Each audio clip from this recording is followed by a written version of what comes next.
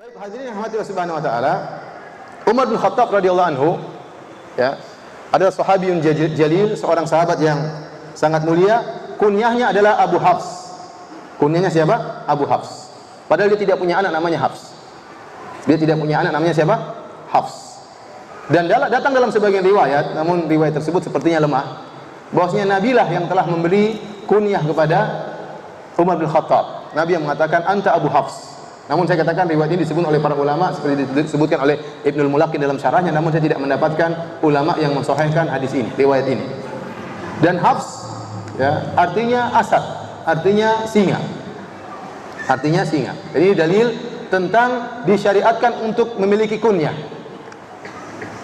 Meskipun tidak punya anak. Bahkan kalau perlu dengan nama hewan tidak apa-apa. Abu Hafs. Abu Hafs artinya apa? Abu singa. Artinya apa? Abu singa. Ya, karena para sahabat semuanya berkunyah. Bahkan Aisyah radhiyallahu taala anha juga tidak punya anak, berkunyah Ummu Abdillah, dia berkunyah dengan ponakannya. Jadi disunahkan untuk memiliki kunyah, ya. Dan alhamdulillah banyak ikhwan-ikhwan yang sudah memiliki kunyah, ya. Kemudian kalau ditanya siapa namamu, dia sebutin kunyahnya. Siapa namamu? Ya. Abu Hafs. Saya tidak tanya kunyah, saya tanya nama. Namanya siapa? Pak Ijo. Kalau dia tidak mau disebut namanya, antum jangan paksa ya. Antum manggil seorang dengan nama yang dia sukai. Antum kalau sudah tahu dia disukai dengan dipanggil Abu Hafs, jangan antum panggil Pak Ijo. Dia tidak suka dipanggil dengan apa? Pak Ijo. Dia sudah panggil dengan kunyahnya. Ya. Baik. Dan Umar, kata para ulama, Umar berkunyah dengan nama hewan untuk menunjukkan keberanian, untuk menunjukkan kejantanan, karena singa itu sangar. Seperti Ali bin Abi Thalib waktu dia berperang, berduel dengan seorang musyrik, maka dia menakut-nakuti musyrik tersebut dengan berkata, "Analladzi sammatni ummu Haidara, kalaifi ghabatin karihil manzara." Aku adalah orang yang ibuku menamakan aku dengan singa. Seperti singa hutan yang sangat mengerikan ya tampangnya. Jadi Ali menakut-nakuti dia. Oh, ini saya lawan singa. Ya. Sehingga dia cemen, iya, cemen ya. Ya, dia enggak pede, kemudian ditebas oleh Ali radhiyallahu taala anhu. Jadi orang-orang Arab dahulu suka menamakan anak-anak mereka dengan nama-nama hewan. Bukan orang Arab dulu, orang Arab sekarang juga. Contohnya Fahad, Raja Fahad, tahu tidak Raja Fahad? Orang Arab banyak namanya Fahad. Fahad itu artinya apa? Macan. Ya. Kalau kita baca tentang nama-nama orang Arab, banyak namanya kilab, anjing, banyak.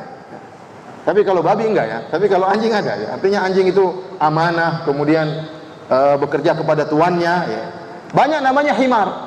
Himar bukan berarti bodoh, tapi maksud mereka himar itu orang yang sabar, yang kuat seperti himar, disuruh-suruh, betah.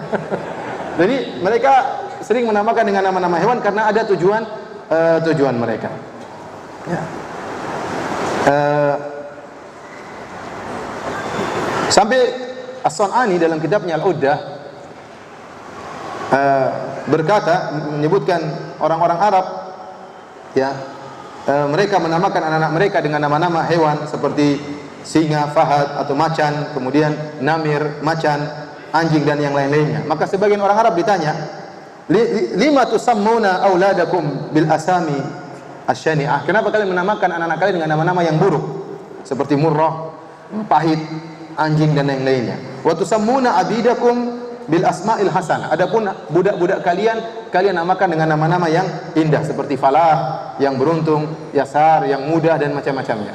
Maka mereka mengatakan, nahnu nusammi auladana li a'daina. Kami namakan anak-anak kami supaya kelak bertempur dengan musuh-musuh kami. Adapun budak-budak kami namakan yang bagus-bagus karena untuk melayani kami. Ya, kalau budak saya namanya singa kan enggak enak. Tapi kalau musuh tahu anak saya namanya singa, dia cemen dengan anak saya. Oleh karenanya Umar dikenal dengan kunyahnya siapa? Abu Hafs. Hafs tadi artinya apa? Singa. Kemudian dia dikenal juga dengan Al-Faruq. Al-Faruq yaitu pembeda antara kebenaran dan kebatilan. Beliau masuk Islam pada tahun 6 Hijriah, ya. Kata Ibnu Mas'ud radhiyallahu taala anhu, "Ma zilna a'izzah mundu aslama Umar." Kami terus menjadi jaya sejak Umar masuk Islam. Karena Umar dahulu dikenal suka menyiksa ya, atau suka memukuli kaum muslimin. Oleh karenanya Allah Subhanahu wa taala berdoa agar Allah memasukkan Islam Umar atau Abu Jahal. Ya. Umar atau Abu Jahal. Ternyata Allah mengabulkan. Kemudian Rasulullah SAW mengkhususkan, ya Allah masukkanlah Umar dalam Islam. Tadinya Rasulullah SAW mendoakan karena dua-duanya ini kenceng jahat kepada kaum muslimin.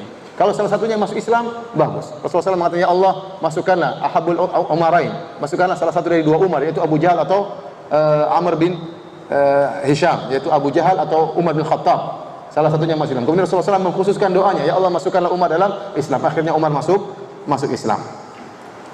Setelah dia masuk Islam, maka dahulu para sahabat tidak berani sholat di Masjidil Haram. Kalau ada yang masih sholat di Masjidil Haram akan dipukulin oleh orang musyrikin. Waktu Umar masuk Islam, maka mereka berani sholat di Masjidil Haram karena ada backingannya baru. Siapa? Umar bin Khattab radhiyallahu taala anhu.